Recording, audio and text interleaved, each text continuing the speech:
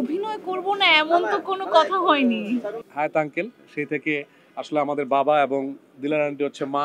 রোজই কাজ শেষ করে গিয়ে বলে আর করবো না। মিডিয়াতে 60 বছর হয়ে গেছে, নতুন করে কি বলবো? আপনারা তো সবাই জানেন, আমার সম্পর্কে নারী নক্ষত্র সবই জানেন।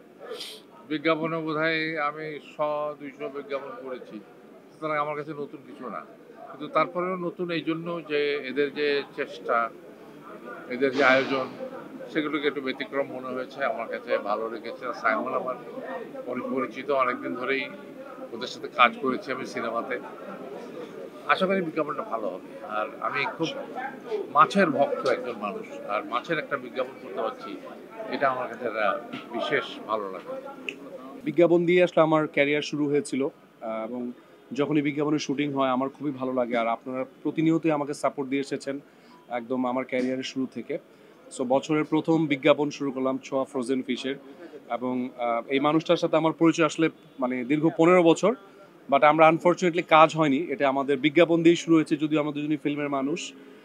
আর আমার ফিল্মের ক্যারিয়ার শুরু হয়েছে বেসিক্যালি দারুচিনি দ্বীপ দিয়ে, এবং দারুচিনি দ্বীপে আমার বাবার ভূমিকা অভিনয় করেছিলেন হায়াত আঙ্কেল। সেই থেকে আসলে আমাদের বাবা এবং দিলার আন্টি হচ্ছে মা, এবং বাবা মার সাথে আসলে আজকে শুটিং করছি, খুব ভালো লাগছে। এবং সেই শুটিংটা হচ্ছে এফডিসিতে। সো সব কিছু মিলিয়েই বলবো যে এফডিসিতে শুটিং করলে আমার এমনিতেই খুব ভালো লাগে। আর প্রিয় মানুষ দিলারা আন্টি, হায়াত আঙ্কেল, সাইমন তারেক ভাই, আর অসম্ভব সুন্দর একটা সেট ফেলেছে আজকে এফডিসিতে। এবং অনেক দিন পর একটা দেখলাম যে সেট ফেলে সুন্দর একটা বিজ্ঞাপনের শুটিং হচ্ছে। জীবনের শেষ প্রান্তে 82 বছর বয়স, রোজই কাজ শেষ করে গিয়ে বলে আর করবো না। কিন্তু আবার কথায় আছে teaching and begging one can't give up. আমি সেই সঙ্গে একটা যোগ করেছি অ্যাক্টিং অলসো। তো ডাকলেই চলে আসি, আর এই ডাকটিও আমি উপেক্ষা করতে পারলাম না, এই জন্যে যে সাইমন তারেক অনেক ভালো কাজ করে।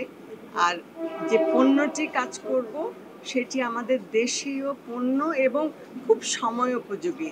বর্তমান এই ব্যস্ততার সময় মানুষের সময় নেই, আর রিচ ফুড খেতে খেতে মাছ কোটা, বাজার করা, রান্না, এটা একদম রেডি ফিশ একেবারে বের করো। এবং সবচেয়ে বড় কথা যে এর যে স্বাদটা, এই স্বাদটা একদম তাজা মাছেরই মতো। আমি বাড়িয়ে বলছি না, বিজ্ঞাপন করছি দেখে। আমি অলরেডি আমাদেরকে দেওয়া হয়েছিল, আমরা রান্না করেছি এবং সত্যি ভালো। না অভিনয় করব না এমন তো কোনো কথা হয়নি। মানে আবুল হায়াত, বাবা, দিলারা মা, ইমন সবাই একসাথে আমরা কাজটা করতে পেরেছি। তো আমি একটা কাজ করেছি অলরেডি, যেটা আমি ডিসক্লোজ করতে চাচ্ছি না। আর নতুন করে কোনো ছবিতে কাজ করছি কিনা সেটা আসলে আমার পছন্দ মতো যদি কোনো গল্প পেয়ে যাই, কোনো ভালো ডিরেক্টর ডিফারেন্ট টাইপের ক্যারেক্টার নিয়ে যদি আমাকে সিলেক্ট করে বা আমার কাছে আসে, আমি ডেফিনেটলি। অ্যাকচুয়ালি হয়েছে কি ভাইয়া, আমি আসলে যেই টাইমটা থেকে কাজ করেছি ওই টাইমটা থেকে আমার মনে হয় না আমার মতো করে অন্য কোনো আর্টিস্ট এত টাইম দিয়েছে। I was too young. আমি আসলে স্কুল লাইফ থেকে কাজ করছি। সো প্রফেশনাল জায়গাটায় আমি যতটুকু সময় দিয়েছি অ্যাজ আ পার্সন, আমার পার্সোনাল লাইফেও একটু টাইম দেওয়া দরকার। আমি ব্রেকটা নিয়েছিলাম আমার পার্সোনাল রিজনই। সো এখন যেহেতু আবার কাজ করছি, ডেফিনেটলি অনেক কাজ করছি, আপনারা সবাই দেখতে পাচ্ছেন, সামনেও ইনশাল্লাহ দেখতে পারবেন। খবরের কাগজ, নিখাত, নির্ভীক, নিরপেক্ষ।